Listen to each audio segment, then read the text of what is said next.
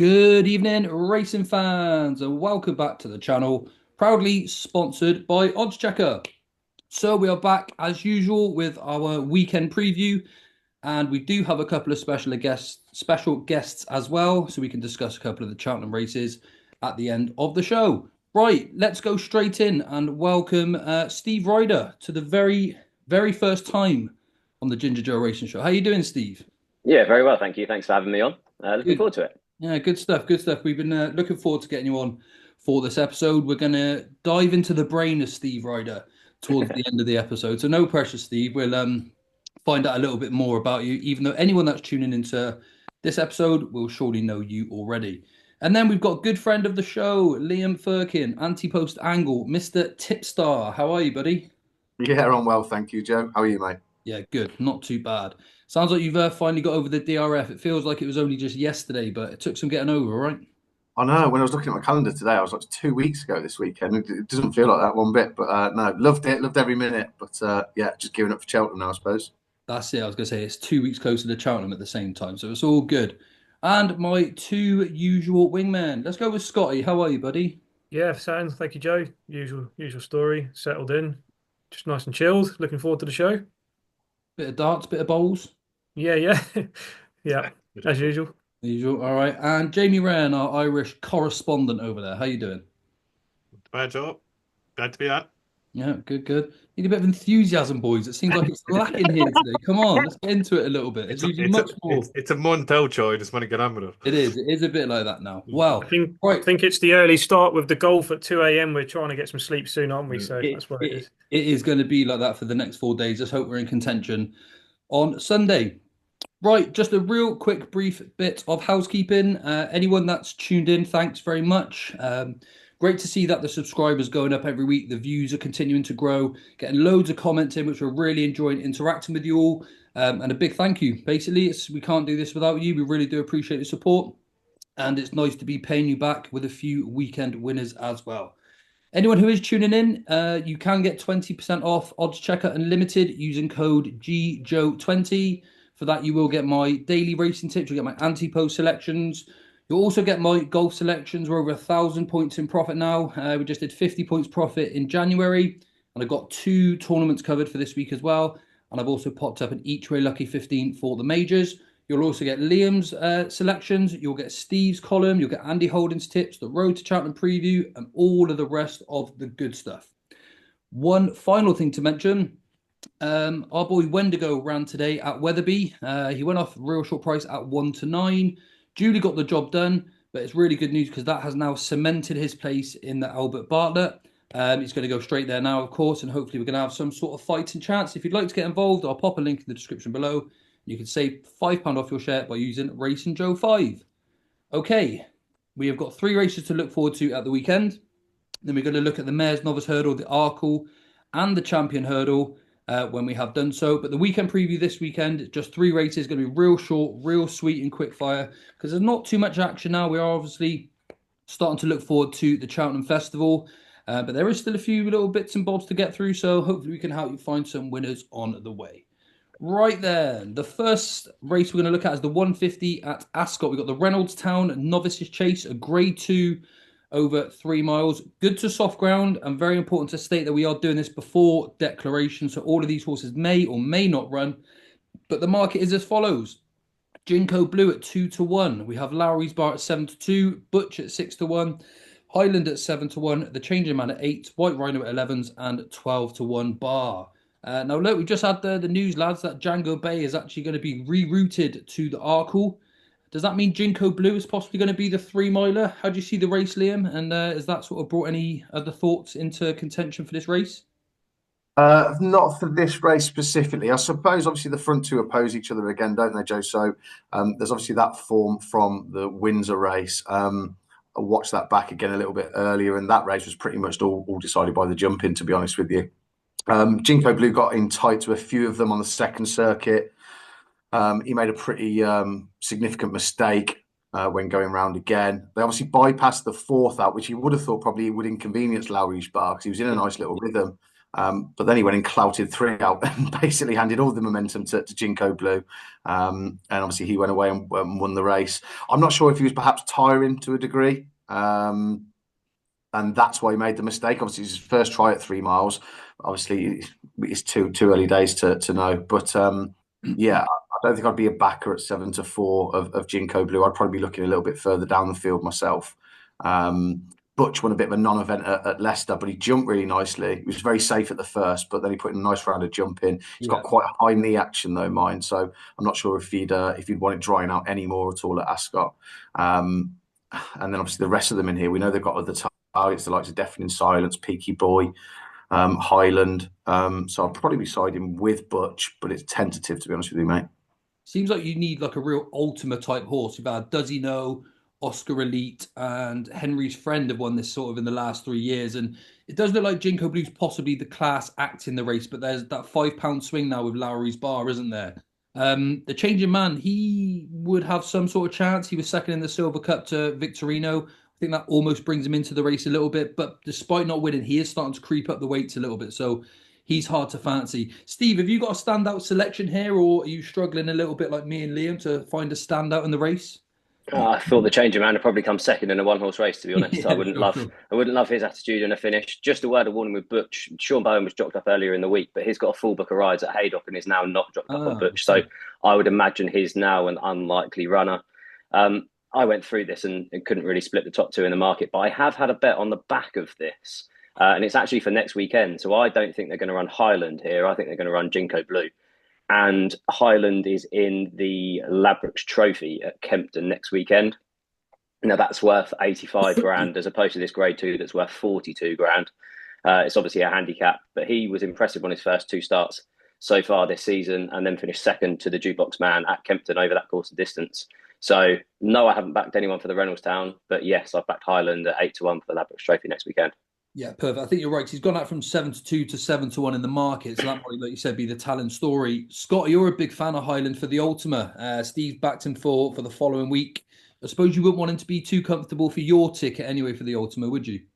Yeah, like Steve said, if he runs at Kempton next week, I wouldn't be backing him. I'd be hopefully watching him and kind of like hoping he'd finish fourth or fifth. But I mean, he's obviously got the form behind the Jukebox Man at Kempton, so he's obviously got a sporting chance in the race. But off a mark of 147 now for the Ultima, I'd be very worried. If he went and won next week, he'd be into the 150s. And I think that's the mark gone. So it depends what Nicky Henderson wants to do. And like Steve said, double jockey bookings there. Nico's jocked up on both Highland in the race and obviously on Jinko Blue. So you imagine Jinko Blue's going to take his chance, but absolutely no bet race for me. I did like Butch as a long-term prospect for chasing, maybe something next year for him, but I think there's a few clues that I'm looking towards, maybe something like the National Hunt Chase, maybe for a couple of these, like White Rhino.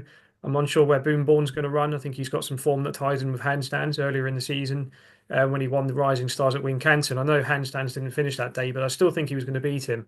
So potentially Boomborn could be well handicapped for something like the Plate, or maybe if he gets in to the National Hunt Chase, he's off 141 still, so he qualifies for that race. But yeah, no bet for me, but I'd be keen to see how Boomborn runs, and I won't be having a bet in the race. Okay, well, Jamie, have you got a selection for us? Otherwise, it's a bit of a no-bet race for us through the... It's, you've covered everything really there, Joe. No-bet race for me, full of Ultima horses in here and National Hunt Chase horses, really. It's a no-bet. It's a watching race to me because none of these will trouble. Jinko Blue won't trouble the Irish horses and a Browns, to be honest with you. So, no, move on. It's a watching brief, and to be honest with you, I don't fancy even for the Ultima anyway. I've another few after that, but I'll watch the race and make a judgment then afterwards. Well, that was a waste of time, lads, wasn't it? Right, let's move on to the 337. Who picked those races, by the way?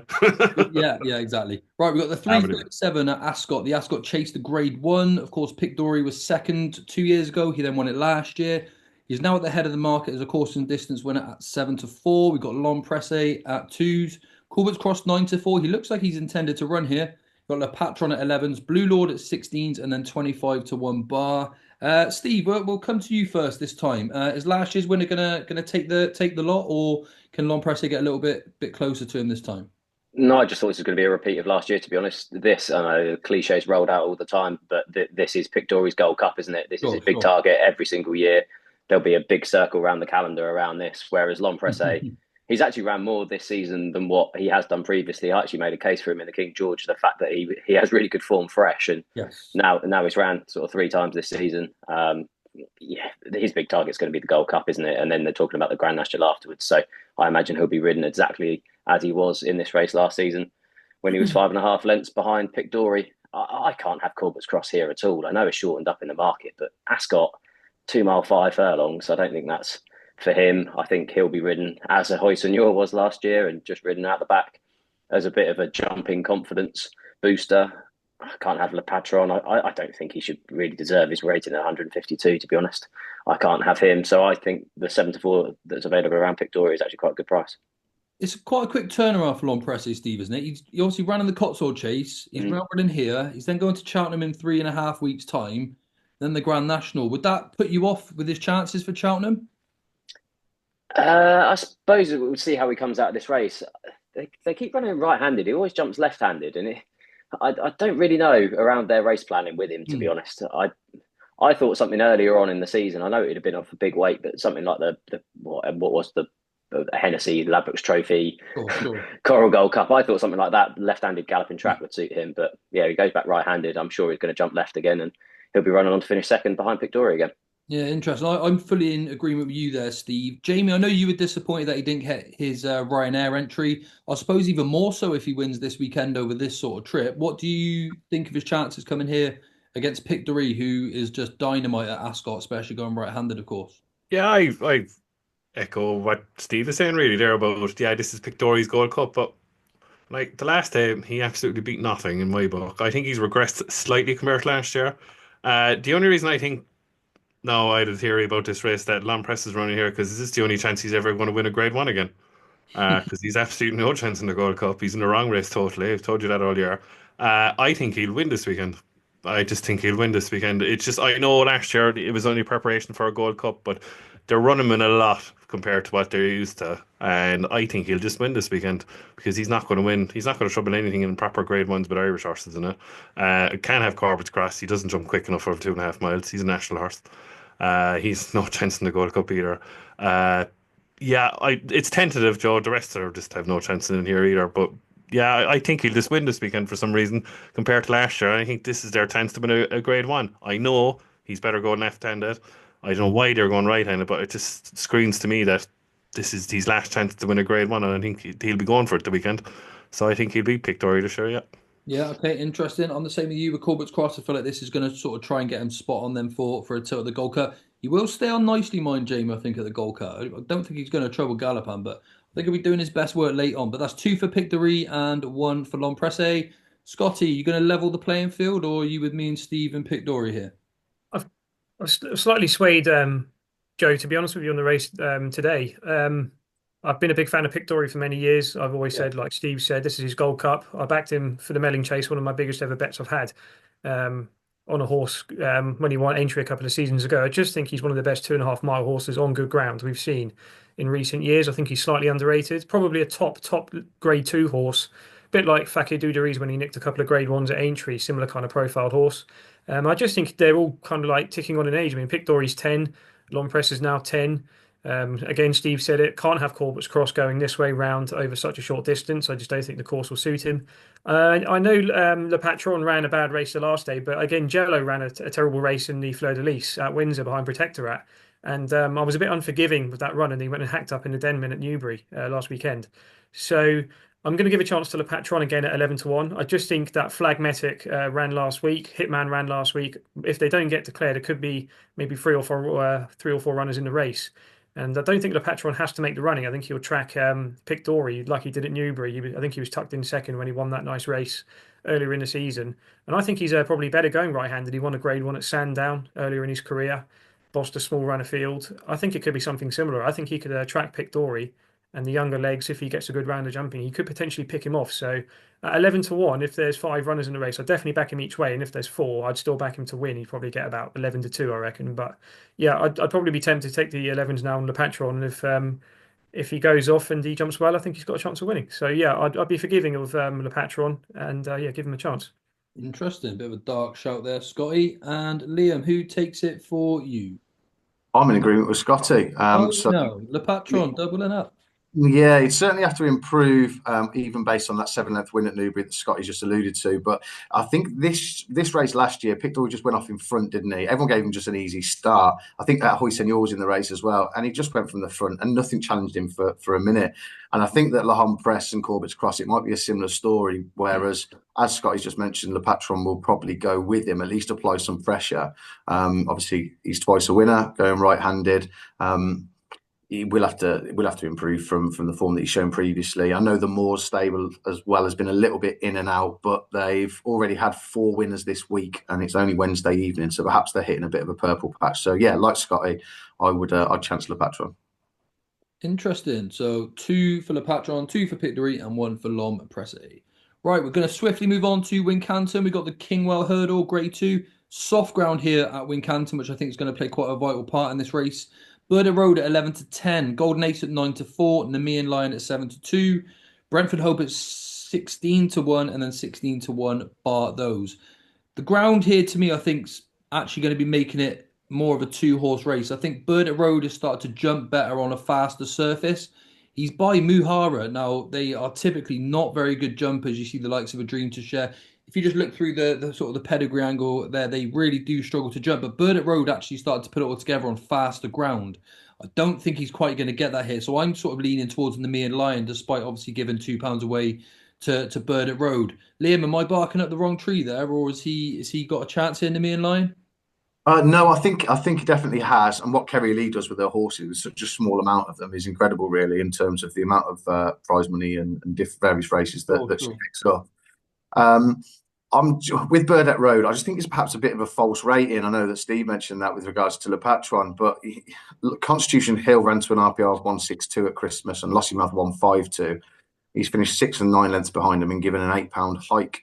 I probably would be looking elsewhere other than him. I couldn't have Golden Ace, and not too dissimilar to you, I'd have it between Nemean Lion or Brentford Hope. Just coming back in trip, I know that Nemean Lion has won this previously, but I'd probably side with Brentford Hope.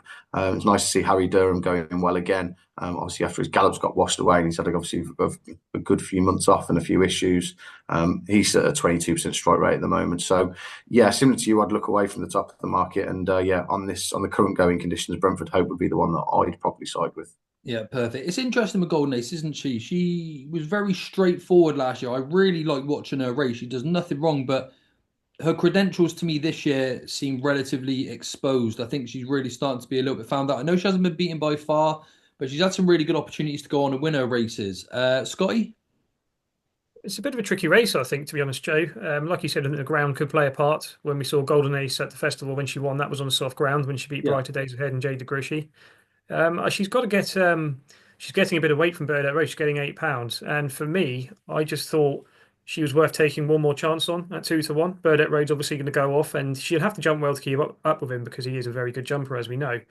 And the whole form lines are working out for her at the moment. I thought the likes of Lucky Place, who she was just under 5 lengths beaten at Ascot, they've all come out and won since. Lucky Place, Frank de Form and the Rail Kill at Cheltenham, and Gower Road, who was also in that race, has come out and won the Cleve Hurdle since. So I just thought all the form lines were tying in pretty well, and maybe we've been a bit harsh to dismiss her very quickly. So yeah, potentially I think she could still have this kind of level in her, like this grade 2. But at the same time, I'm kind of like a bit wary about taking on Burdett Road because I think in Champion Hurdle, I think he could run into a place. So would I rather probably have Burdett Road or Golden Ace in the Champion Hurdle? Probably Burdett Road, but for this race, Golden Ace, I think it could suit her. And again, it's like very quick to dismiss these mares after a few bad runs. Lucia, albeit it was a weak Champion Hurdle, managed to sneak into the frame last year. Yeah. It kind of like has that same kind of vibe for me. So I just would chance Golden Ace again. I wouldn't be taking Burdett Road at even money. I'd probably just have a half-point win on Golden Ace, and if she doesn't win, so be it. I'd probably be done with her. But I'll give her one more chance in this race. They'll go quick enough for her here as well, won't they? It'll help her finish a little bit. Yeah, and like I think the race at Ascot earlier in the season was over 2, 3.5. I think 2 miles is perfect for what she wants. I just think she seems to be more of a speed horse, and bit like some horses, it's hard to say that National Hunt horses don't stay further than 2 miles. They need like the 1-7, like Captain Guinness or Gentleman to Me being a prime example. I think she's in the same kind of mould where she barely stays 2 miles. So yeah, I think this race could be perfect for her. Okay, Steve? Yeah, I'm pretty much in agreement with Scotty around everything he said. He's gone through the form boost for Golden Ace. The only thing I'll add is that she's also got course victory.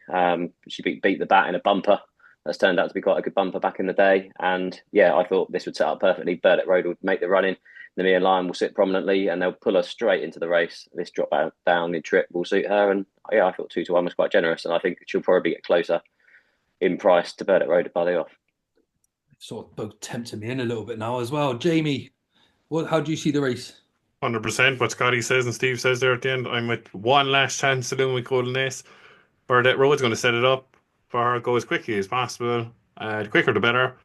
She's going to end up in the champion hurdle, looks like now. And if she wants to be in the champion hurdle, she wants to be winning this, wouldn't she? So the quicker the better. Just back to 2 miles, the sooner the better. And I think she'll just win 2-1's generous. Yeah, okay, fine. Well, look, lads, that was a real quick weekend preview. Usually we delve in a bit deeper, but there's not too much going on this weekend. And I'll get your best bets at the end of the episode as well. But right, what we're going to do, we're going to move on and talk about some of the Cheltenham stuff. Look, we're only 4 weeks away now, lads. We really are starting to, the markets are really starting to heat up. We've got a lot of short price favourites for this year. Steve, what favourites at this point in time would you be looking to back, or more importantly, which ones would you be avoiding at this point in time? Are there any that you're not too happy with? So I did actually list every single favourite back to lay. So I did my prep for it. There's quite a few that I'd back, to be honest. I wouldn't be in a rush to oppose Kopek de Board in the Supreme. I thought he did everything wrong in the preliminaries at the DRF and still managed to win. And I imagine he'll do the same in the Supreme. I wouldn't be in a rush to take on Marsborough. I'd back him. I'd be laying Constitution Hill. I think there's enough against him in the champion hurdle. I'm still not convinced that he is back as good as he was. At the minute, you don't know if one of the mares are going to go against him. But yeah, currently at 8-13, I'd probably lay him for a champion hurdle. Stencil, I'll be laying for the Boodles. His Melantino Mark II. I can't believe his favourite for this, to be honest. I'd lay now as the hour in the National Hunt Chase. I just think the price, it just turned into a bit of a wise guy horse. If you're on at the fancy prices, fair enough. But I think they'll be better plotted from there. I actually quite like a couple of the British challenges in there. I thought Haiti Couleur was good at the weekend, back over hurdles. I'd be taking on Final Demand. I think he's a lay in the Turners. I think you'll have enough running against him in that market, and it's purely down to price. If I can get a price for him for the Brown Advisory before he runs in that, I'll probably take it, because I think he's going to be a cracking novice chaser next year. But he just reminds me a bit of Pont Alexandra. I watched a few of them back where Ruby just could not go quick enough in the lead. And like, he got off and I was going to give him some stick, and he came off and said I couldn't go any faster. And I think that might be the same thing with Final Demand. I just think he might be vulnerable to speedier rivals. Ballyburn, I'd lay him for the Brown Advisory. I don't think he jumps well enough. I think you'll have Dancing City and a few of Gordon Elliott's running for you. Stumptown, I'd lay in the cross country. It's going to be an interesting race, and it's probably not one that I'm going to get involved in for a couple of years heavily, because of the makeup with it going back to a handicap. I think some of the horses like Bustleton, Delta Work, Galvin, that have been plotted round as this has changed to a handicap, will be better treated than Stumptown. And at 9-4, he now looks very, very short for him. I would back John Bon. I don't think you've got a lot to worry about in the champion chase. I would be laying Marine. We'll come on to, obviously, onto the Mares Novice Hurdle. I think you've got enough running against her. What else have we got? I'd be laying Jericho de Repene. You cannot start the season thinking you've got an Arkle horse and end up being a Potemps horse. I know he was eye-catching in the qualifier, but that just doesn't add up to me. If he was trained by a different trainer and in different colours, he'd be double the price, and I think he should be. I would actually lay Factor File in the Ryanair. I know this is a little bit controversial because many people think it's a good thing if he goes there. I just don't think the race is going to be run to suit him. I like prominent races in the Ryanair. You can get into loads of trouble. I think it's going to be a big field. I think they're going to need to settle him in the rear. And yeah, I just think he'll get a bit too far back and get into trouble. So I'll be laying him at around 11-8. I'd be laying Tiupu on the ground. If it turns into good ground, I think he's vulnerable. If it turns into soft ground, I still think he might be vulnerable. I wasn't in love with that run in the Hatton's Grace. I quite like Lucky Place for that. And I think you'll have a few others like Home by the Lee running for you in there as well. And I don't want to take up too much more time. I'd be laying the Lambert in the Triumph. I think you have enough with East India Dock and Hello Neighbour running for you in that. I'd be laying Dino Blue just because she beat Allegory Devassi the other day. I don't think she's back. I actually listened to one of the podcasts that Ruby was on. I think they tried to put her in foal and she didn't take. I mean, that's a massive red flag for me. Yes. And no one's really said anything about it afterwards. But yeah, I think she's very short at 2-1. She's had a wind up as well now, you see, as well. It looked almost like they're searching for the resolution now. Do you agree? Yeah, definitely. Yeah, I'd be taking her on. I think you've got enough running for her. Obviously, if it comes up heavy ground on the day, but you've got lights of bioluminescence running for you. Limerick Lacelet's gone. I don't think she's going to be a danger, but yeah, I think you've got plenty enough running for you in the Mare's Chase. And then just two more. Galopin Jumper back 1-2. Not very clever after that. It's on the line of Lay. I tipped him the other day. I thought he'd win that, and I was really disappointed with him.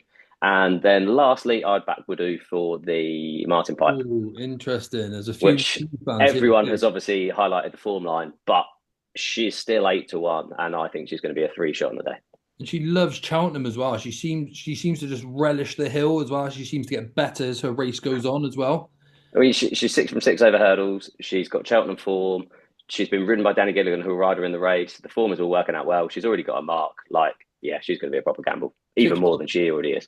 Ticks all the boxes. Steve, what do you think about Joyeuse not getting in? I know she's been given a £15 rise, and a lot of people are saying it's unfair that she's not in the race, but this was always going to happen to one or two horses, wasn't it, along the way with the new change of the rules, wasn't it? It was. She's now rated 138. With that rating, she should be in the Mare's Hurdle anyway. Good. Yeah. Yeah, I haven't got a problem with that at all. You knew the rules at the start of the season, and if you weren't clever enough to run them enough times, then that's your fault. And there is still time. If they wanted to sneak in a little run in the next week or so, they could still run her as long as she's come out of the race fine, I suppose, couldn't they? It's a bit different. I think you might get some novices that suddenly look well handicapped running around like Dysart Enos did, like running around at tens on in little novice hurdles under a penalty in order to kind of, the handicapper can't do a lot to them. So I think you have a few novices over the next couple of weeks. I think it's just towards the end of February where you need to run by, I think maybe the 25th. You might get a few in the next week just popping out in little novice hurdles, but because she's not a novice, that's going to make things a lot more difficult for her. Of course.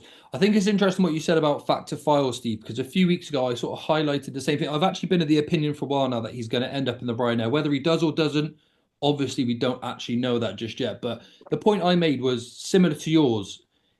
He's more vulnerable, although I think the Ryanair is his race, he's more vulnerable to get beat by more horses in the Ryanair than he is in the Gold Cup, simply due to the way that it plans out. Because it's not like he's going to get himself a free lead or he's going to be given a nice toe into the race. There's going to be plenty of speed up front, going to be plenty of hustle and bustle along the way around. But if he ran in the Gold Cup, he's probably only got Galopin to beat. But we've seen, obviously, that seems a bit of a big task for him at the minute. Is that right? Do you agree? Yeah, it'll be a small field in the Gold Cup, won't it? Especially if he runs in it, he'd scare off a fair few as well. And if you have a 6-7 run a Gold Cup, I'd give him, surprisingly, I'd probably give him more of a chance of winning the Gold Cup than I would a 12 runner Ryanair, even with Galopin in it. Because if Galopin scares off the rest of them in the Gold Cup, he's still going to be, I think you'll probably have, 5-2 on the day, I imagine. Sure. Whereas I still think you'll be sort of 2-1 for a Ryanair. I know Banbridge is likely to go for the Gold Cup, but outside of that, Corbett's Cross will just get outpaced and plug on like sort of Korat Ramba a couple of years ago. Monty Star I was a massive fan of as a novice chaser, but I haven't been in love with him so far this season. You've touched on Lon Presse during the preview as well. And yeah, I'd give Factor File probably, this sounds a bit ridiculous to say, more of a chance of beating Galopin to jump in the Gold Cup than I'd give him of winning the Ryanair. Interesting. Yeah, that's very interesting. Lads, what about you? Steve said he'd be keen to lay Tia Hoopu, and like he mentioned, obviously, the Hatton's Grace run wasn't too, it didn't seem too much of a positive run from him at the same time. Anyone keen to lay him as well? No, last year I had pretty much one lay at the whole meeting on the single, and it was Tia Poo, so I won't be doing it again. I've learnt my lesson once, I won't do it again. Liam? I just don't think the race is that strong again this year. I can't see anything that's come out of the ranks this year, apart from Lucky Place that Steve mentioned, but I don't think he's quite up to his level, if that makes sense. There's arguably still improvement in there, but I thought Home by the Lead was interesting. I think he's run last year, staying on third. I think he's had a couple of goes in the race, probably unlucky the year before. He just seems to be very up for it this year. Like he seems to have got a bit better. It seems like more keen to go and want to win a race. So if he went and won, I'd be not surprised. But he's just one of those horses that every time I back him, he comes nowhere. Every time I leave him alone, he hacks up. So it's probably just a race that I'll just make my mind up at post time. But I definitely wouldn't lay Tearpoo, but I wouldn't be keen to get stuck in at 11 to 10. It's one of those ones for me. Yeah, I mean, look, I've always been his biggest fan, Teahupoo, but the closer we're getting, I'm starting to feel a little bit vulnerable about his chances. And Home by the Lead, like you said, he's looking much more professional now, much more sort of the finished article. And he's been winning his last race. It looked much more professional. He knew what his task was this time, rather than making it awkward for the jockey, you know? I think one more point is I think I backed the Wall Park for the Potence the other day, and then I think the news broke about 2 hours later that he was going to probably run in the Stayers. So I was like, oh, okay. So he's potentially another one that could. He's still got a lot of form to find on his Ascot run in the Grade One at Christmas, but he's again not without a chance in the race. I don't think he could potentially be one that could cause a shock. So. Yeah. Jamie, would you lay Teahupoo? And I know you're a big fan of the Wall Park for the per temps, but it looks like he's likelier to go down the Stayers route. Would you still give him a chance, or is it a little bit more? Obviously, it's a bit more of a steeper task, but are you still on side to a degree? You're going to try and get a little bit of your Ante-Post money back by going in for the Stayers as well? I get what Scotty's saying there first and foremost, that home by Lee make a fool out of you 1 minute, you back it and look like a world beater, the next minute you back it and just falls out the back of the television. I understand what Steve's saying about the good ground with Tupu, and you'd be worried if it did come up good ground. Yeah. The only thing I will say is that I was there at Punchestown last Thursday, the last year of the Champions Stairs at Punchestown. It was good ground that day. It was, because there was nothing coming up. Yeah, I think Timeform called it good as well, to be fair. Yeah, they did, in fairness. Then there was Gordon Neely kind of have a field day that day with proper good ground horses that day. I suppose the worry is about his form. He's not ever going to be a world 170 horse, really, Teahupoo. He's not going to be in the echelons of the great stairs hurdle. It's just a poor era at the moment, to be honest. He's beating run of the mill horses, really. And I agree with Scotty. Like, I'm very disappointed. I hope they have a last minute think about it and put the ballpark back in the Pertemps off 152, because I think it's an absolute certainty off 152 in the Pertemps. Absolute certainty. But I think he's the only danger, to be honest with you, process elimination. So the ballpark, I think it's between the two Elliott horses. I don't like Lucky Place because I don't know. First time, I know sometimes I do like that first time out over 3 miles, but he just doesn't do anything for me, to be honest with you. I think it's between the two Elliott pair. And look, you'd be a brave man to lay Teahupoo, but the Wall Park is a danger now, yeah, if you think about it now. It's because it's that bad, do you know what I mean? Like, they're mid 160 horses at best, aren't they, really?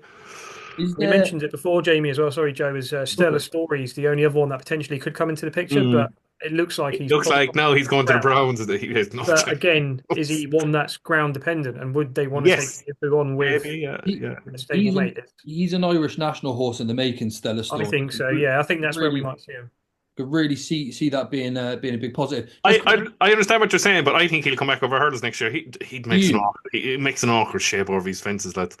He just seems to take off too far early as well. It's not efficient, is it? It's not efficient. Your horse, Joe, Better Days Ahead, right? I was actually quietly, like, a lot of people cribbed him on Sunday, Better Days. I know we're going to fight here now, right? I thought he was fine. Joe, I know he was getting away from Stellar Story, but Sam Union was saving a bit. Stellar Story makes an awful shape over his fence. I've been touching for over fences. No, he should be back hurling. I'm telling you now. I've been screaming from the rooftops about Better Days Ahead. This is a Gold Cup horse in the making. We tend to fall into the trap these days that if a horse isn't winning on the bridle by 10 lengths, they're no good. And this is a horse that didn't show much as a bumper horse. He was much better for the experience over hurdles. Got to Cheltenham, thrived going up that hill. He then obviously got beat at the end of the season on his first attempt over 3 miles, but he ran a really good race. Again, looking like he just lacked a bit of maturity in the finish. He's getting better again this season. I know he got chinned. Well, he did get chinned. He just didn't quite get home against Croke Park at Leopardstown. You put these two at over 3 miles at Cheltenham. Better Days Ahead's the one that's going to be powering up that hill. I really do think he's a big fly in the ointment for the Browns at the moment.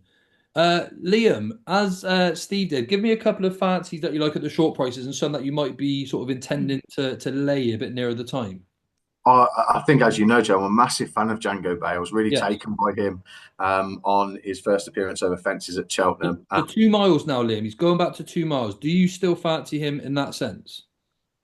He's quick enough, isn't he? He seems a quick. He is. He's got gears. 3-miler, he was quick enough, So I don't see it being an inconvenience. Do you agree? No, I agree. Yeah, I think I would have fancied him whichever route he went down. Obviously, it was over the intermediate trip, wasn't it, at Cheltenham? Yeah. I think this probably would have been their preference had Sergino not been in the picture, and now, unfortunately, obviously with the horse injured, that's probably why they've obviously Yeah. reverted. But yeah, I think I would be tempted to take Majbur on in that race. Interesting. You'll struggle to find a favourite that I'm not willing to take on, though, won't you? Really, which sometimes to my own detriment. But I'd see nobody mentioned Langadam when we mentioned Tupu. Was another one I'd be willing to take on. Can't I figure know him he out, showed up Liam. in. Can't figure this boy out, you know. Are we being told the truth by Dan Skelton? Is he just hard to train? Is he not coming alive this year? Spring doesn't start till April the 1st, you know? Yeah, very true. I'm not sure. Obviously, I suppose you won't know until the day, will you? That's the thing. And you'll have to see how he goes. He's still really yet to prove that he even stays the trip. Obviously, it's an additional 3 furlongs, isn't it, than the Coral Cup where he's bolted up twice. So, but I would be willing to take Tupu on. There are a couple of kind of rock solid favourites, the likes of Galloping Deschamps. I'd be willing to oppose back to file, similar to Steve there. I think there's enough depth in that race. Especially if Ile Francais goes there, Gaelic Warrior goes up in trip. You got potentially El Fabiolo, and I know he's getting on a touch, but the likes of Energumene. But yeah, Lulamba? Lalamba. Sorry, if you haven't finished about Django Bay, go for it, Liam. I was just winging it a little bit here tonight. So No, you're fine. Lamba. I'm not. It's a difficult one, isn't it? It's potential versus actual substance. East India Dock has shown the form. I would probably be with Lalamba, one of the few favourites that I would be. However, I would sit on the fence, to be honest, Joe. I wouldn't back or lay.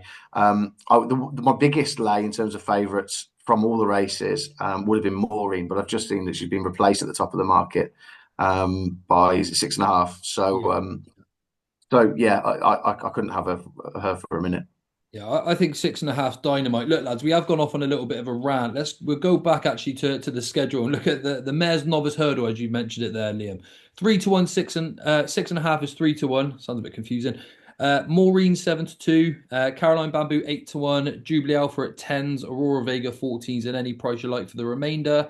We've had 3 English winners the last 3 years. It's going to be it looks a little bit tricky. Like that trend's going to continue. Steve, have you got a fancy in the Mayor's Novice Hurdle at the moment? 6.5 looked pretty damn good, didn't she, the last day? And she's got a lot more experience than Maureen does at the same time. She did. The worst thing that happened after she won at Fairy House is that everyone went either 6-1 or 7-1, and nobody went 6.5. I literally No. couldn't believe it. It was just made to be. Yeah, I want to be taken on Maureen, to be honest. If you look at it, Willie Mullins won the first 5 renewals of this, and I think he's had 1 horse place from the previous 4. I thought she looked like a bit of a stayer, to be honest. 2 mile 1, obviously the new course will suit her the long run to the last, but I'm not convinced by her at all. 6.5 would be the way that I'd go. Gavin Cromwell is becoming one of the best target trainers, and the fact that he brings her here and is happy to bring her here off the back of 1 run seems significant. Maureen's done this because of an injury. 6.5. This has been done by design. She's highly rated on the flat. She jumped well. I thought her jumping got better as she went through that race at Fairy House. Galileo Dane would be one that I'd give a chance to if she runs here under an allowance. I don't know whether they will. But yeah, I was just a big fan of 6.5, and I know you are too. Yeah, definitely. I mean, look, she's had 9 career starts. Maureen's had 2. But what I like about 6.5 as well, she was second on her bumper debut. She then beat Cole Cannon, who has since, gone on and bolted up at the DRF. She won over 1 mile 4, 1 mile 6. She was then third in the Irish Cesaro Rich as well, not far behind the Euphrates at all. Then she's just gone and hosed up on debut over hurdles and just seemingly got better as she went along. I'm with you, Steve, all over 6.5. I think she's a really, really solid option at the moment. Jamie, how do you see the race? I mean, look, Maureen's lovely, isn't she? But she's clearly fragile, isn't she? If they've only just managed to get her out this year.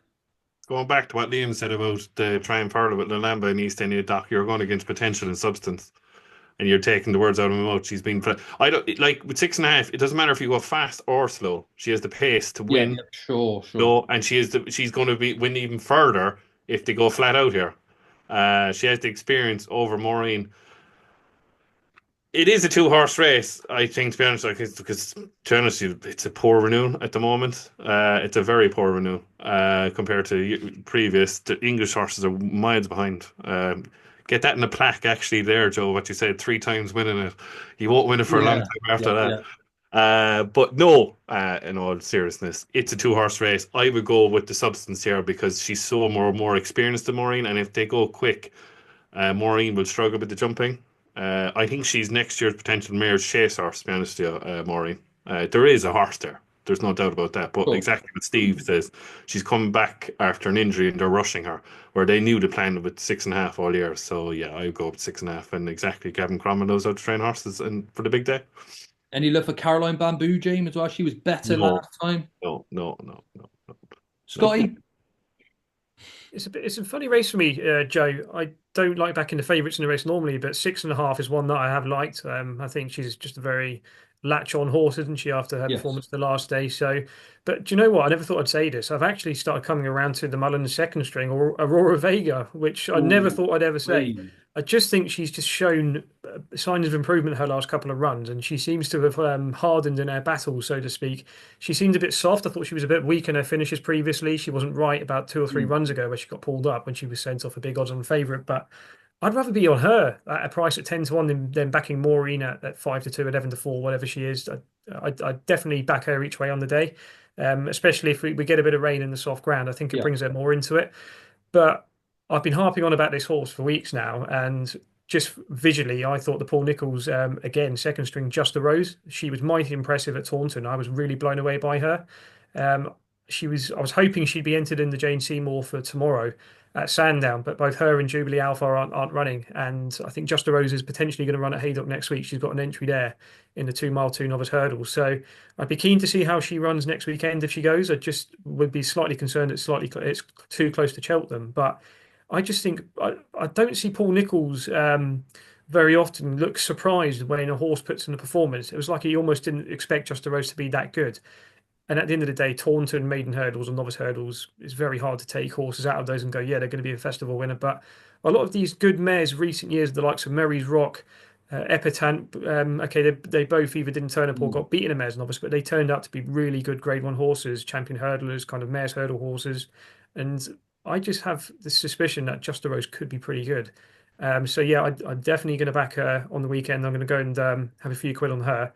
Non-runner no bet at 11-1, and I will probably have an each way bet on Aurora Vega. They'd be the 2 I'd look at, and I'd be against Maureen 100%, and already got 6.5 in the book. So that's how I played the race. So mighty keen on Just the Rose. She'd be my main hope for the race if she turns up. Interesting.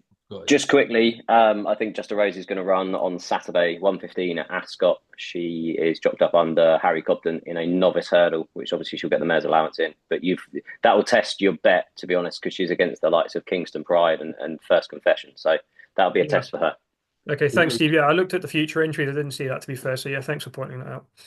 Would you go on before Scotty? Do you think she'll win at the weekend, or are you just going to wait until after? Now that Steve sort of pointed out the entry, just from the entries there, Steve said it would be a tough race to win. But yeah, I'd still back her before the race because I think if she does win, she could go off like half the price, or she could half in price. So I'd definitely take a.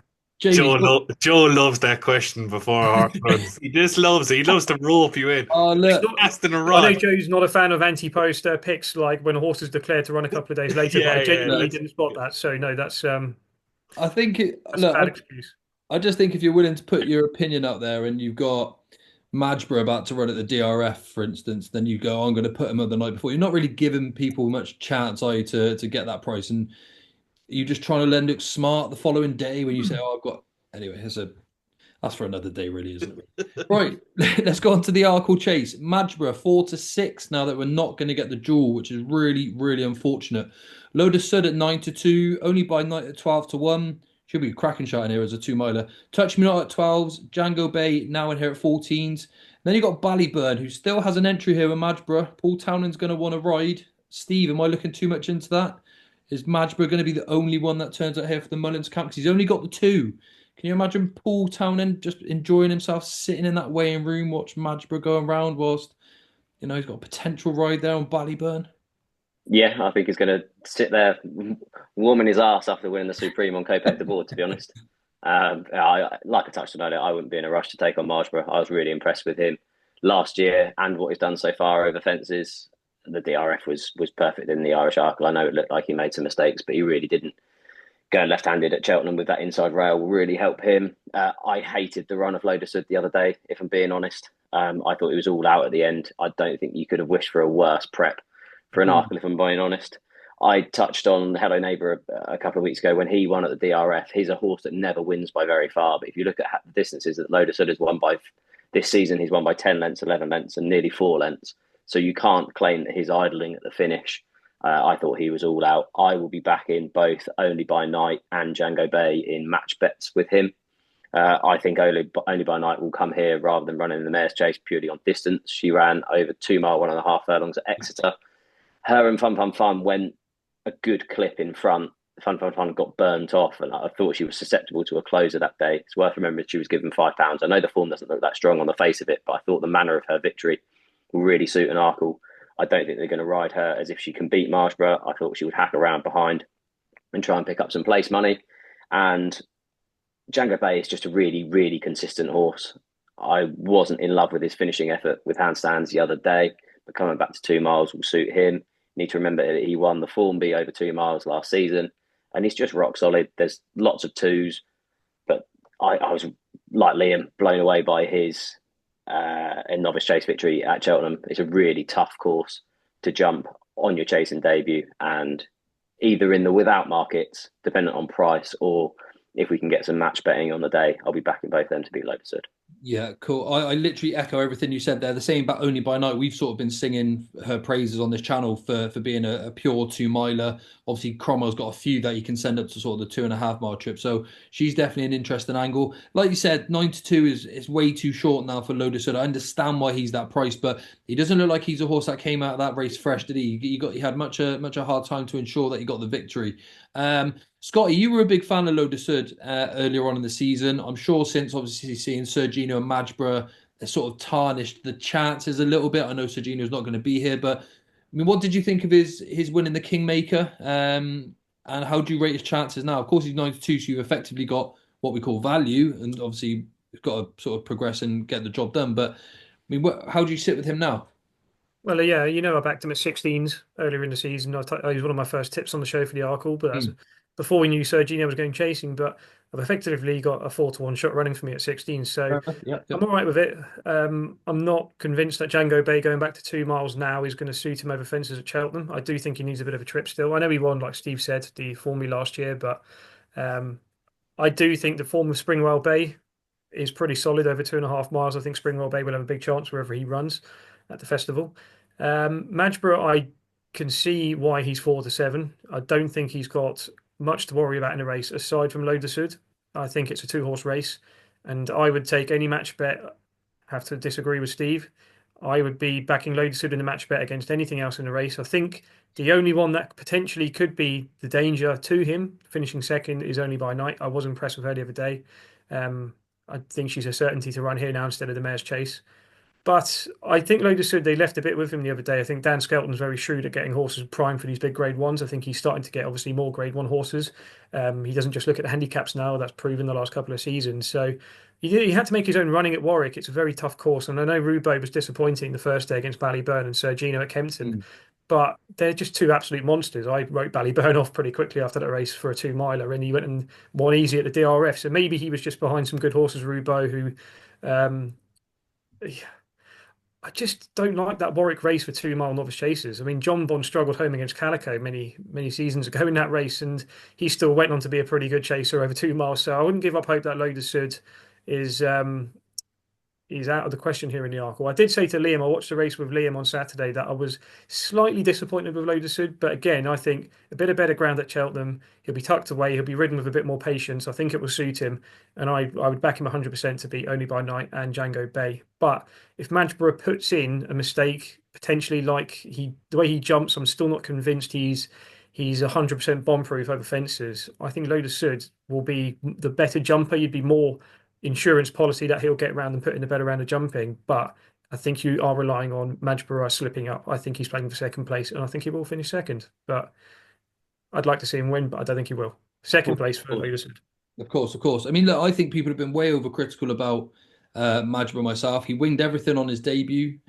And people said that he didn't jump well the last day. I've said this to you two fellas before. I actually think he was quite clever to put himself right and get himself over. He winged the third last as well. Every time he met the right stride, he was perfect over his fences. When he got on a little bit close, he put himself right, got himself from A to B. I saw nothing wrong with his run at the DRF at all. You need to stay to win an Arkle as well. People keep thinking it's just out and out 2 mile speed. You need to stay to win an Arkle. I know he probably won't run, but if he did line up at non-run and no bet, I thought Gidley Park was impressive going back to 2 miles. It's not one that I'd be advising, but again, I think horses have been running over trips and potentially stepping back. The likes of Gabby Narco finished second in an Arkle to Edwardstone, running over further distances. Just something at a price could sneak into the frame. And if he did run, I wouldn't totally write him off hitting the frame in the race.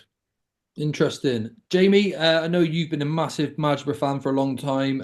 So have I. It's probably the only part of Willie Mullins' bingo that I've had right this year with Majborough coming to the Arkle. Is he pretty bomb-proof here? I know we've got a few decent runners in behind, but he looks the class act, doesn't he? Even though he's obviously just a 5-year-old running here. Yeah, yeah. I watched the back the last day, John, and see what you said about. Yeah, he was clever. And he will get away with more doing that if he wants to cloud fences at Cheltenham, because they're lots softer than Leopardstown. They are nowadays. To be honest with you, but only by night.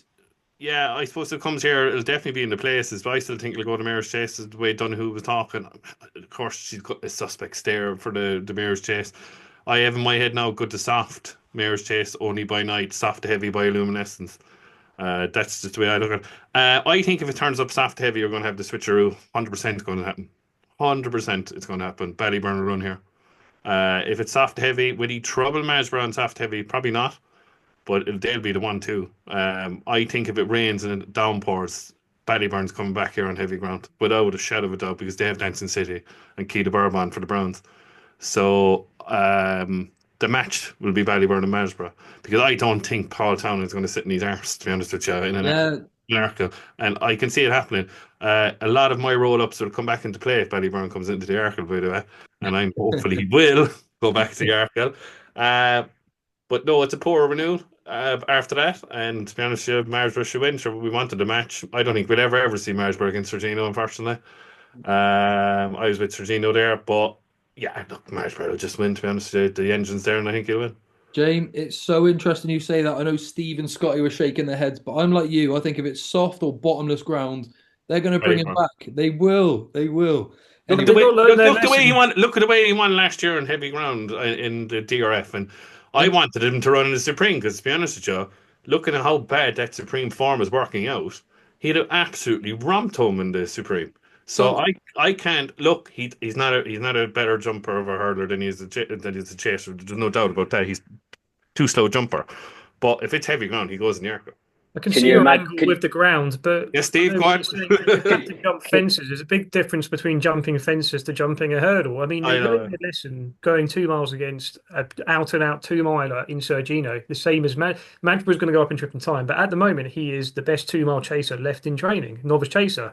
They are not going to send Ballyburn at this breakneck speed against Majborough. It's not going to be breakneck speed, because compared to the Sergino race at Kempton, it was quick ground. And he was going as quick as you would. They'll be going a tad slower if it's heavy ground in the Cheltenham. Steve, have your say. Talent. No. It was just making me laugh. The fact that Ballyburn went for the Supreme would have had Jimmy DeSoy winning. Yeah, that's true. winning the Ballymore last year. Jesus, and no sign of Jimmy DeSoy this year. Yeah. Liam, fix the Arkle for us. It's interesting, the perception around Majborough's jumping, and it was the main angle that I came away from the DRF, where I thought there was a chink in his armour. And you know that I like some of the data, and I think this is where it proves that just because you see something with your eye doesn't mean it's true. It's more of an opinion sometimes as opposed to fact. On the race IQ data, he lost less than 4.5 miles per hour at 10 of his 11 fences. He had an average speed of recovery of less than half a second. And on their jump index, which is rated out of 10, he was a 9.6. So just because to our eye, he wasn't very aesthetically pleasing over his obstacles, he was actually unbelievably efficient. It doesn't matter how he looks, it's how you get from A to B and how quickly you do it. I love that. I'm still going to take him on though, Django Bay. You would though. You love your prices, don't you? Well, I tend to try and find a price, but there has to be a reason to take him on. You are struggling for one at this moment in time. And I had advised him for the Brown advisory, and I don't think he would be going here had obviously Sergino not had the mishap. Fortunately for me, my missus is a new customer with Bet365. So she decided that she, of course, wanted a bet on him in the Brown advisory. So when I shouted her to cash out, I've got my stake back, but not everyone will be as fortunate to be able to then obviously play that elsewhere. But yeah, I'd still be willing to take him on. He hasn't faced anything, I don't think, of Django Bay's quality as of yet. And I can't see Ballyburn coming back in trip, not one bit. Fair enough, mate. Fair enough. Absolutely. All right. Well, lads, let's take a look finally at the champion hurdle. First of all, we need to know who's going to turn up. Is Constitution Hill the same horse? I mean, based on the evidence, I know a lot of people are saying he is the best horse. He's the same horse. I don't buy that at all. There were a lot of people shouting at the rooftops for his win at Kempton, beating Lossiemouth, seemingly willing to ignore the fact that Lossiemouth did everything wrong, didn't run her race, and still got within 2 lengths. Surely that's the reality of things there, right? I was also a little bit surprised at Cheltenham. I know he won effectively in a canter and he wasn't pushed out, but they did come back to him. They did. I mean, these are just sort of reality of the facts. Steve, it sounds like you're in a little bit of agreement with me in that sense that we don't actually know if Constitution Hill's the same horse yet, do we? He hasn't necessarily been shown the same levels of form, and he's going to have to now do it at Cheltenham when it's crunch time. And what do you see? He's still got to get there yet. Yeah, of course. There you go. Yeah. There's a long time in the world of Constitution Hill between now and lining up in that champion hurdle, unfortunately. I was with Lossiemouth at Kempton, and as soon as they jumped off, I knew that Lossiemouth wasn't going to win that race. Whether it was the pace they went, whether it was just the fact that she wasn't herself that day. I wasn't particularly in love with how Nico had to be quite forceful with him, beating Burdett Road that day. Last time was a bit of a non-event, to be honest. I think you can just that's just irrelevant with regards to form. But I wouldn't look at Brentford Hope getting within 3 lengths as a negative for him, to be honest. It's not a race that I have a really strong opinion in. I do still think Bright Days Ahead will run for running the mares, if I'm being honest. I don't see her lining up here, and I'd probably take a chance on Lossiemouth if she did come back here. Obviously, brilliant Cheltenham Festival form previously, and I liked the run in the Irish Champion Hurdle with her and Stateman. I think Stateman's getting a bit of slack, and I was one of the people last year that said I'm not sure he's as good at Cheltenham previously. So I was with him at Leopardstown against Lossiemouth. People seem to have just forgotten the fact that he looked as if he was going to beat Brighter Days Ahead on their reappearance. Basically came past her and then got tired, as Stateman normally does on his reappearance. And if this was at Leopardstown, I'd probably back Stateman, but it's not. It's at Cheltenham. So I've kind of been wishy-washy for a couple of minutes and haven't really got a strong selection, to be honest. But if Lossiemouth does turn up, I'd probably still be with her, to be honest. Yeah, fair enough. See, I again, it's all opinions. I saw that race at Punchestown. Punchestown when they ran. Yeah. It was. I know a lot of people saying obviously Stateman came and passed her, but she did straight up flatten 3 of her hurdles before he managed to sort of get upside her. And I think maybe when they went last time out at Leopardstown, they said, "Well, catch us if you can. We've seen the engine we've got." I feel like they know that there's a bigger engine than what she showed, because she was also having a sort of first start. Was she having a first start there? No, she'd already run at Down Royal, so she was race fit. And Stateman actually achieved a higher RPR in defeat in that race than he had done previously in the two years that he'd won the race previously. So I think Stateman ran up to his level, and the fact that people think that he's regressed from that. And people that are using the other day in the Irish Champion Hurdle when she fell, saying that you look tired, like the horse was just clearly idling. Of course. Yeah, I can't have that at all. But it's the Cheltenham factor with Stateman. Sure. Even winning a champion hurdle and a county hurdle, I still don't think the track suits him as well as Leopardstown does. Yeah, I understand. That's interesting that you've said that, because I forgot she was race fit when they did meet initially. But she also wouldn't have liked making the running. So of course. I thought the King of Kingsfield and the team tactics last time really suited her, because she jumped much better in behind him. She would need that again in the champion hurdle as well. She did jump better last time. It's sort of the first time we saw sort of ironed out jumping from her. I am of the opinion that she will turn up there. But I think her beating Constitution Hill, depends on her jumping, and that did let her down when she ran there in the mares previously, and it is a big question mark of hers, isn't it? Let's go with Scotty. Again, to just I'm with Steve. I haven't got a massive strong opinion in the race. I haven't had a bet. I probably won't until I see the final declarations. If Brighter Days Ahead turns up here and King of Kingsfield is in the race as well, I'd be all over her. She'd be one of my best bets of day one. I think she's the progressive horse in the 2 mile division. I think they did it with Captain Seaby the year Jet Ski won the champion hurdle. They put Captain Seaby in as a pacemaker to set the running up for him because they knew at Leopardstown when he was running against the likes of Hurricane Fly, Al Connor, the race didn't really suit him. He was tucked behind with not really a lot to aim at. They didn't go massive pace in that race, but similar situation here. If they both get declared, I'd take the price from Brighter Days Ahead very quickly, just on the fact that I think that she's miles ahead of State Man, obviously this year from what she's shown by beating him at Leopardstown Christmas. So yeah, that would be my angle into the race from a win perspective. But if again, I'm a massive player on the match bet market and the place markets alone. If Burdett Road ran here and one of the mares didn't turn up, if we get like 5-4, 6-4 on a top 3 finish for Burdett Road, I'd be all over it. Interesting show, Scotty. Jamie, go on, Steve. Go on, Steve. So I fell into this trap a couple of years ago. I like to move it in the without market in the champion hurdle. And these front runners, when you go that pace at the champion hurdle, I did the same, Steve. Yeah. I just fear for Burdett Road. If he tries to make the run in, Constitution Hill will pass him coming down that hill, and he will throw the toys at the pram and won't get up the hill. And you'll have something like a Golden Ace, a Brentford Hope, if there's a run in it. Interesting. Just cruise past it, because I've fallen in that trap before, and I think it will happen again if you back Burdett Road in some of those markets.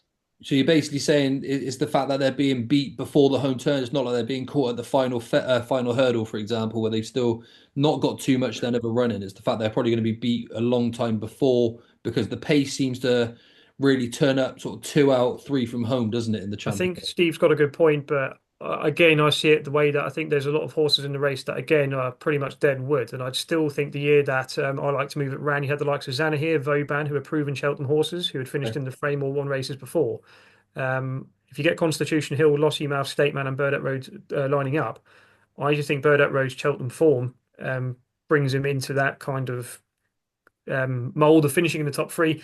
He definitely finished ahead of the likes of Brentford Hope, Winter Fog, and even I think he beat Golden Ace. So it's just the way I look at things. But yeah, Steve well could be right and I could be wrong, but I'd take a chance. I just think it's a better bet at 6-4 for a top 3 finish than taking 8-13 and Constitution Hill to win. Sure. That's just the way I look at things. A few things that have sort of in common as well about these horses that we're mentioning that could pick up the pieces: Burdett Road, Brighter Days Ahead, Brentford Hope. They're not all of the best jumpers, whereas Constitution Hill, bar those small blips, he's really, really good at hurdling. He's a really slick jumper. Jamie, go on. Steve, you're going to say something again. Go for it. Yeah, it's just one thing that really worries me about Constitution Hill is the fact that this race is now moved back to 4 o'clock. So they've moved they've switched this in the Mares Hurdle, and obviously we know what's happened with the Sun previously in the Mares Hurdle with the likes of Annie Power and Benny Dedieu. That is one thing that really, really scares me, because they're not going to bypass the final hurdle in the champion hurdle, and that's just in the back of my head that disaster isn't far away for Constitution Hill. They could have literally made it work, can't they? Go on, Scotty.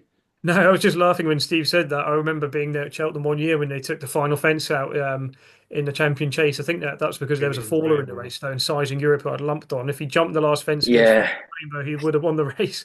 So yeah, I was just reminiscing about bad times there. Sorry, yeah. Both the jockeys nearly jumped it, didn't they? If you nearly jumped back, it, yeah. And that's when I think it was Richard Johnson that was on the floor when Wishful Thinking blew out the side rail. It was just a crazy race, yeah. Yeah, I think Barry wanted to jump it on Finian's Rainbow, and then Andrew Lynch knew that he needed to go around it on Size in Europe, so they had a bit of a margin match. Oh yeah, I remember it now. I remember it actually. Now you're saying that. Liam, champion hurdle picture. What happens? Oh, did you forget me, Joe? Well, I'll come back to you. It's all right. Oh, let Liam go. Let Billy there, Billy Firkin. I wanted you to finish us off in style, Jamie. That's what I wanted. I suppose my heart wants Constitution Hill to be back to his best. I don't think he is, but I think he's still at a level that is too good for the mares to cope with. I wouldn't have Stateman in the picture at all. And it sounds daft to say this. It does sound ridiculous because obviously he's 11-time Grade 1 winner, but I think he's slightly overrated, to be perfectly honest.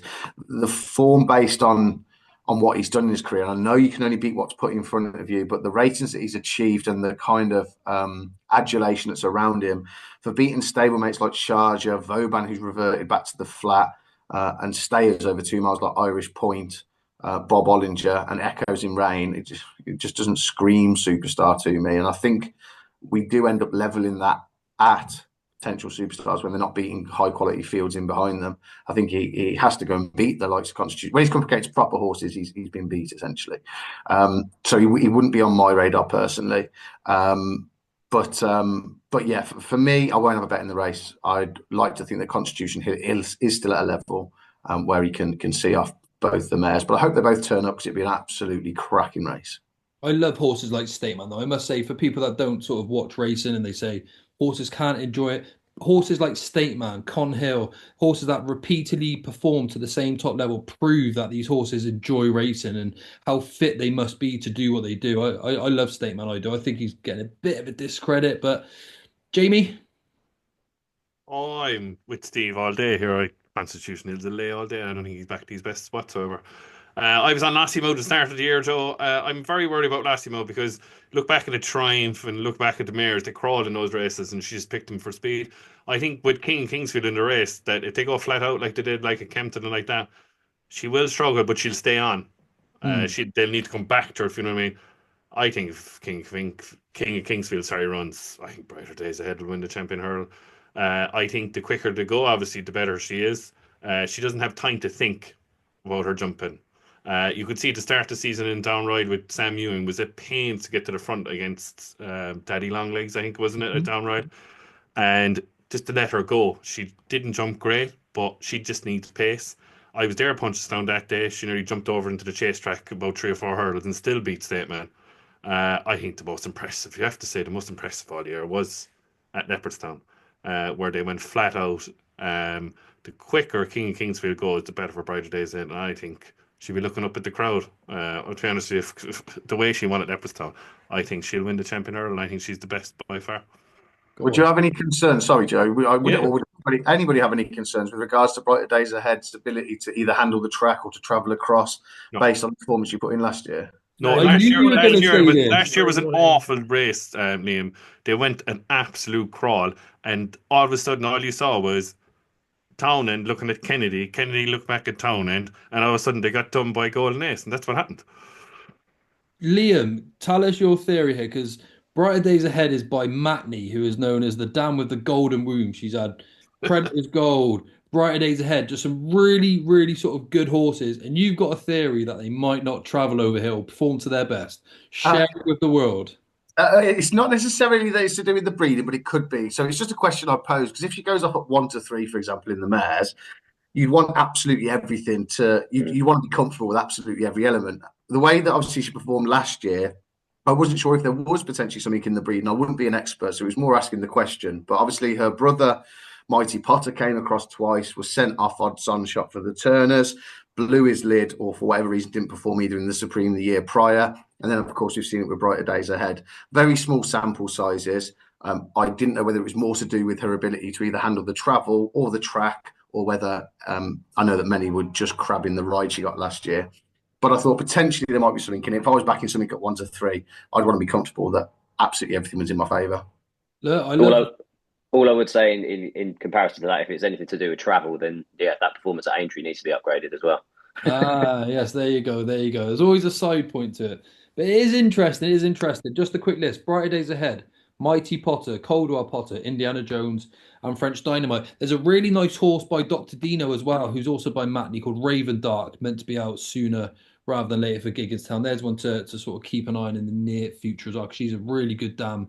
Just seems to be producing top quality horses. She's only foaled about 6 horses now. So, very interesting indeed. Right then, that nearly wraps everything up, actually. But a quick question. Steve, tell us about the day in the life of Steve Ryder. And when do you start your Ante-Post betting? Just a few little bits and bobs like that. I'm sure everyone's seen you all over Oddschecker, here, there, and everywhere. But just a few random questions, really. You know, what happened in a day of the life of Steve Ryder? So I have 2 different roles. I obviously work for Oddschecker, and I'm also Robin Goodfellow for the Daily Mail. So So I have to send in my selections for the newspaper by 3 o'clock the day before. So it's actually quite good. So I have to tip in every single UK race. So when I'm doing those selections, I create a separate shortlist, I suppose, which are ones that I'd want to put my points on for Oddschecker. Of course. So I send that in, and I pretty much don't look at it until about 9 o'clock the following morning, because I got into a habit of looking at the overnight prices, and then you get annoyed at yourself, the fact that you've missed the value. If you like something at 9-1 and it's then 5-1, you kind of put yourself off it. But I quite like coming in again after I've done sort of school drop off, coming back and looking at the prices, and you've then got a clear picture in your mind of the race, as opposed to being annoyed at the fact that you've missed prices or being put off by drifts. So that's how my day looks, really. I do my Daily Mail selections. I then do my Oddschecker ones in the following morning. Tuesdays for me is driving to and from London to the studio to record Racing Weekly with Rishi. That's one of the most enjoyable days of the week, even though it does involve about 5.5 hours driving, which is never fun. But yeah, the show's great. And tipping for Robin Goodfellow, I mean, as Robin Goodfellow, it's a lot of races to sort of dissect, to take up a lot of your time, I assume. And how do you find that? I guess, are you allowed to say it's a lot of work? Are you allowed to say it's a little bit stressful, or do you enjoy it at the same time? I mean, I suppose you'd rather be doing this than your usual day-to-day role, if you like. You get to sit there and obviously dissect a lot of racing and see how you go. Is it stressful trying to dissect so many races basically in one day? I mean, normally it's not too bad. So on average, I suppose you probably have 3 meetings per day. So it's around sort of 20, 25 races. So then it's perfectly achievable. For example, Boxing Day, obviously I don't have to do Ireland. So that I think there was 7 meetings. There was 55 races on Boxing Day. Yeah, which wasn't horrendous, because we had the declarations through on the 23rd. So actually I could sit there on the 23rd, go through them and do it. The issue was the 27th. So declarations for the UK were on Boxing Day. So I was round at my parents with my daughter and my wife, and had to take myself off for an hour and a half around sort of 1 o'clock on Boxing Day, once the text had come through, in order to do my selection for the 27th. But I mean, that's one day for the year. And normally I can be quite flexible if I was going to do it sort of the night before, once we've had decks through, or on the day. So I'm not going to moan about my job. I love it. And I'm very lucky to be able to do it. Excellent, excellent. You're always looking at form, I think, is the outline of that then, basically, Steve. Yeah. When do you start your Ante-Post punting? Are you someone that gets involved a week after Cheltenham? Do you wait till the season starts? Are you an exchange player? Do you like the sports book, a bit of both? I've lost a fair few accounts, so yeah, I do most of mine on an exchange. Sure. Like I alluded to earlier, I look at backing horses on Cheltenham week before they've ran. So something like Final Demand for the Brown Advisory would be a bet I'd be looking at already when those markets go up. Something you said, what tips me to have a bet? I suppose it's normally something to do with, it's less of a performance, it's more of me trying to get an advantage from reading a trainer quote or listening to an interview. So if I look back at the bets that I've had, I backed Work Ahead for the Supreme at 20s when Henry said, I'm happy with how I've campaigned him, and he's going to go straight to the Supreme, because at that point the Supreme looked very windy and he was going straight there, and he couldn't have got any worse from there. So I thought at 20s he was worth backing.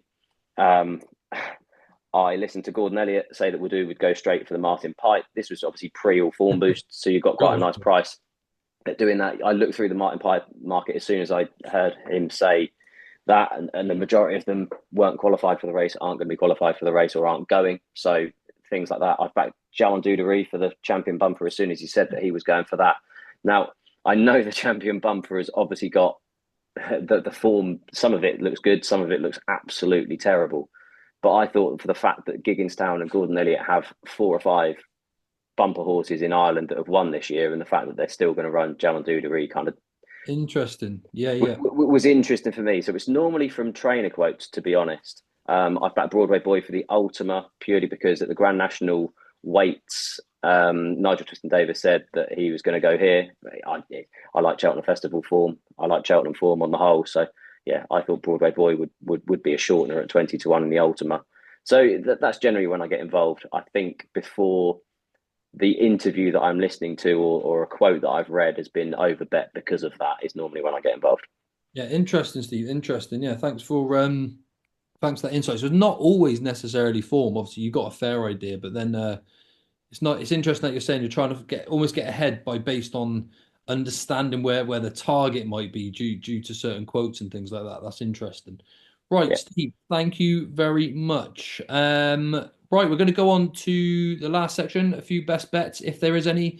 For me, too far out at this stage to have a weekend best bet. I am quite keen on Nemean Lions. Certainly, the softer the ground goes. Liam, have you got any best bets for the weekend yet, or not quite nailed down your colours? Similar to yourself, Joe, I probably need to have a better look at all of the cards. I probably would, from the races that we've discussed, probably Le Patron. I might chance him at the price that he is currently. Perfect. Steve, have you had a look just yet, or is it again it's a little bit too far out for you? No, I have. My best bet on Racing Weekly this week was in the Oddschecker Grand National Trial, Yes. and it's Yeah Man. So this meeting obviously is going to be different to many. The Haydock is good to soft in places, and there isn't much rain forecast. So the majority of the field will want soft ground. It looks as if Royal Bagai is going to run because Sean Bowen is jocked up. That will keep half the field out the handicap. Yeah Man won this race last season and is off a £9 higher mark, but yeah, the majority of these want soft ground, and yeah, I think he's got really good form on good to yielding ground. He beat Victor. He finished second to Victorino in the Silver Cup last year, and yeah, he's around 7-1 at the time of recording. Interesting, lovely, really nice horse actually, isn't he? For Cromwell trains him, doesn't he, Steve? Cromwell horse. Yeah, and I'm Right. hoping that yeah, Keith Donahue comes over for the ride on Saturday. I haven't actually checked to see. Yeah, there's Gorham Park. I don't know what sort of card is on there, to be honest. You've got the Red Mills Chase. Yeah, sure. Yeah, interesting. So Like yeah, you said, good target trainer as well, like you said. So perhaps this is another one for the resume. Jamie, come on then. What have you got for us? You've been in really good form in the last few Oh, weeks. jeez, I don't know about that. Big price winners, small price winners, but plenty of winners regardless. So what have you got for us here? There's a few, Liam now will be looking at me saying these horses on Friday. There's definitely three horses on Friday to quickly look out at, and two by Harry Durham. One is Mitra on Science.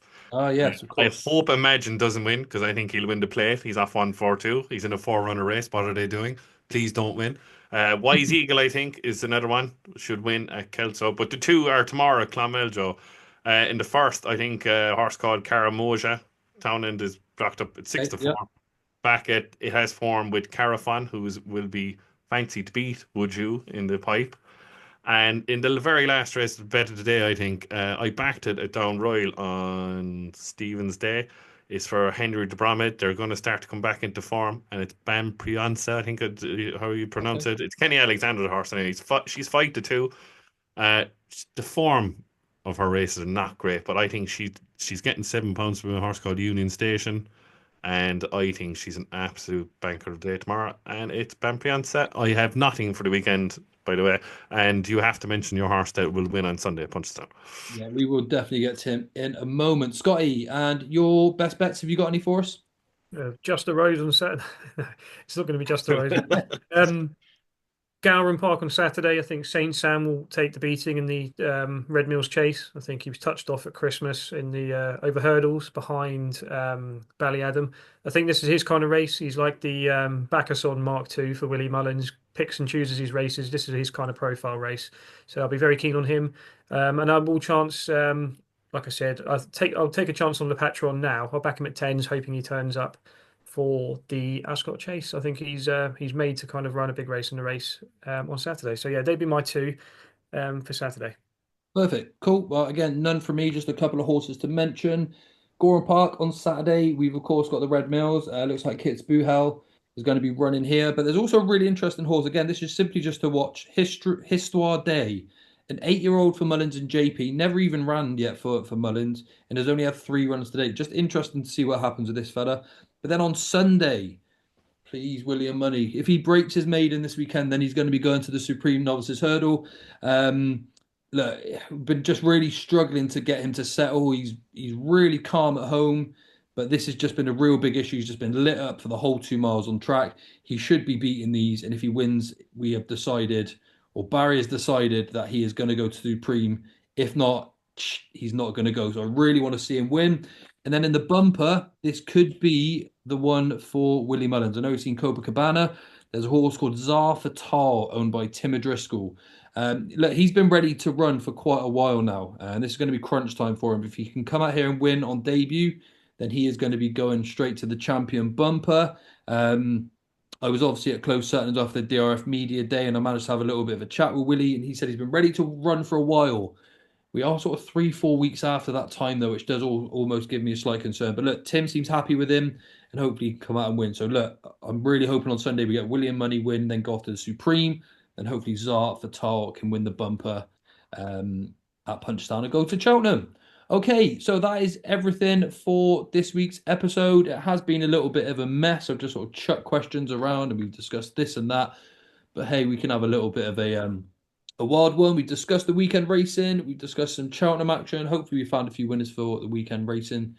Again, thanks to everyone that's tuning in. Really do appreciate it. As mentioned, you can get 20% off Oddschecker using GJO20. You get loads of extras by signing up. And we just want to say thanks to Steve. Thanks for giving us your time, Steve. It's like you just told us how busy you are. You dissect every single race. So for you to give us some time this evening, we're really, really grateful.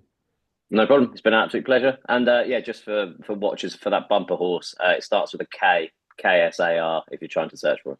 Sure. Yeah. Sorry. Kasavatar, we're saying. No, I'd say your pronunciation is probably spot on, but I was going through the race just now to try and find him, and yeah, scroll to the bottom. But, yeah. It starts with a K. He's meant to be good, so let's just fingers crossed that he comes out and shows us it too. Liam, as always, thanks a lot, buddy. No, thank you for having me on again, mate. But nice to be on with you and the boys. And you're going to be on, I think, a lot more frequent with us coming through. And then, usual, my two wingmen, Jamie and Scotty. Thanks a lot, fellas. Yep. Thank you as ever. And thank you to Steve and Liam. It's been a pleasure to have you. So, yeah, thank you very much. Jamie? Yeah. Thank you to Liam, and nice to meet you, Steve. Thanks very much. Yeah. And as we said, thanks to everyone else tuning in. If you could like and subscribe, that's great. Completely free to do so. It helps out the channel. And as usual, drop some comments because we love interacting with you all. Thanks a lot for everyone, and we'll see you all real soon.